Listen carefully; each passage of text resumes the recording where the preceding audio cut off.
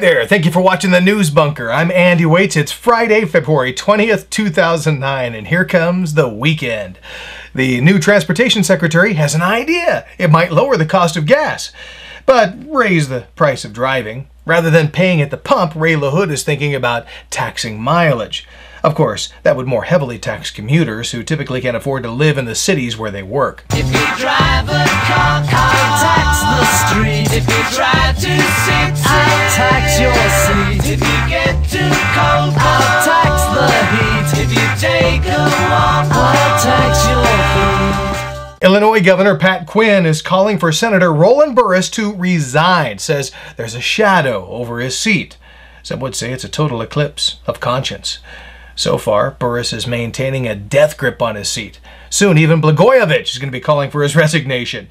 A new report from the U.S. Office of Naval Research says battlefield robots must be programmed to make ethical decisions, or we could be facing a Terminator-like future.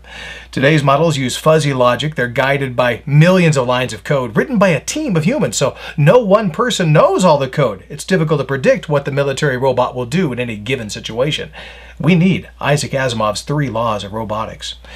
Remember when the rock group INXS did a reality show to find a new lead singer? They hired Canadian J.D. Fortune, who was living in his car at the time, and after 23 months with the band, Fortune's fortunes are down, and he's back to living in a car.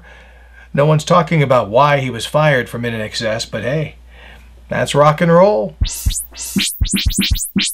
Now a look at newspapers from around the world and across America. And first, the New York Times.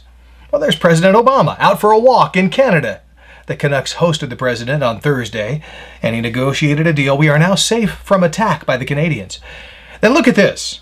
The story is about GM letting the Pontiac division die on the vine. But look at this thing of beauty, this artwork.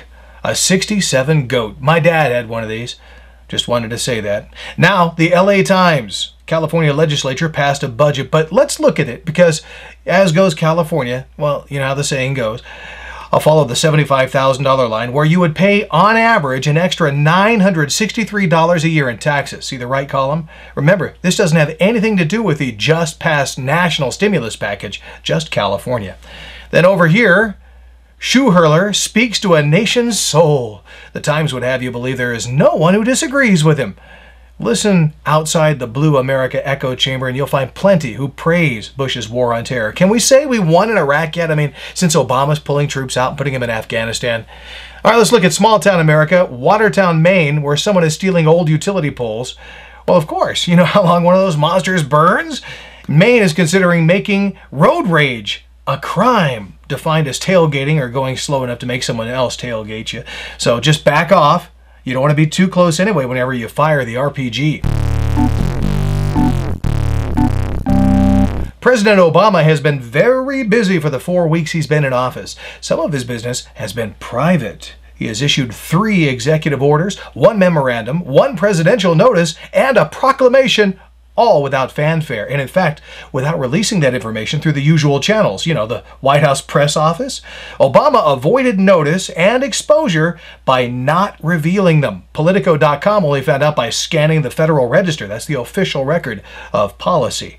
Now, some of these changes, an expansion of the National Economic Council and the Domestic Policy Council, also orders related to regulatory review issued by President Bush, canceled. So much for transparency. You know, I think we can see right through this. Links, by the way, over in the video description. Now some comments on your comments. Coolworks writes, you know how I know that the News Bunker is the bomb? It's because there's usually about 1/3 of reviews that I disagree with, and yet I still think we would see eye to eye. It's a logical argument instead of Rush, Hannity versus Olbermann Matthews. Keep up the good work. Wow. Well, thanks, Coolworks. And thanks for noticing my, until now, unspoken motto, fair and biased. I mean, make no mistake, what I'm offering here is news and commentary. But let me prod you for just a moment here. Disagreement is what the comment section is all about.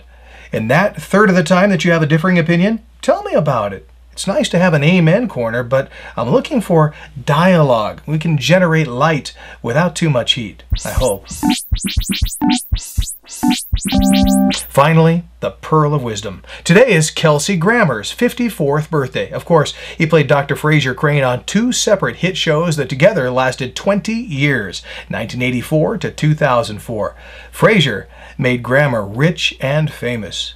But it's a funny thing about fame. Kelsey Grammer said, "Everybody thinks they deserve fame, everybody thinks they want it, and most people really don't enjoy it once they get it." Something to think about. Well, that's it from the News Bunker. There's more news next week. Your comments help make this exercise interesting for you and me. And clicking the yellow subscribe button burns 37 calories. I'm also on Twitter now. I invite you to follow me. It's at Andy Waits. So check back Monday through Friday. More reports coming from the News Bunker. I am Andy Waits, and thank you for watching.